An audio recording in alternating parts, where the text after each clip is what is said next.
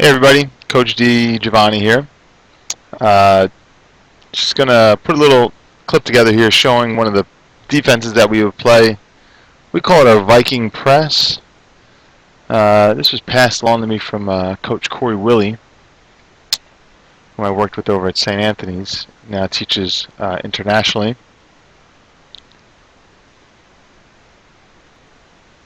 And I'm making this one video here in particular to help out my brother Bill. He's trying to run this a little bit with one of the travel teams he's coaching.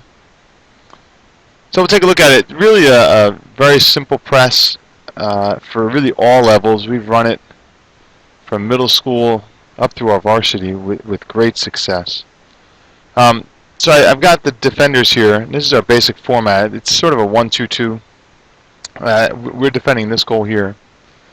We get our top defender. Really, I tell the boys, right about here at the circle, they end up extending it out usually to right about around here.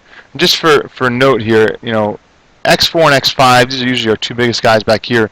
Between the 1, 2, and 3 here, you can use your best judgment about where you're going to place guys. It varies. The guy up top here definitely needs to be a good athlete. If you have somebody who's a long, athletic kid, somebody who's aggressive, fits in pretty good here. It's real simple.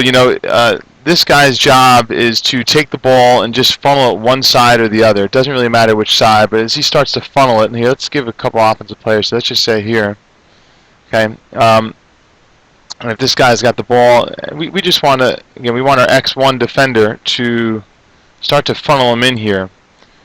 Whatever side of the court the ball is on, so let's just say the ball is over here. This row of guys, or X3 and X2 guys, they're on tandem. They're really a tandem. So as X1 and X3 close in for this trap here, X2 would have to take away the middle. That's really critical here in this defense, okay? Because most offenses, if it's an odd front off defense, they'll tack it even. And so they'll look something like this, roughly. If it's a 1-2-2, they'll tack it maybe 2-1-2. And so being able to take away this middle pass is critical, because if they're able to hit middle, they can reverse it and really get your zone off. As the ball, whatever side of the floor the ball's on, we want to slide to that side. And we talk about, the X2 and X3 are on tandem together, X4 and X5 are on tandem together. I love doing defenses where we've got two defenders back protecting the basket. That way, two of them are back here. One guy should always have the basket, and they work together to talk about, I got basket, I got basket, I got basket. This tier guys are talking about, I got middle, I got middle.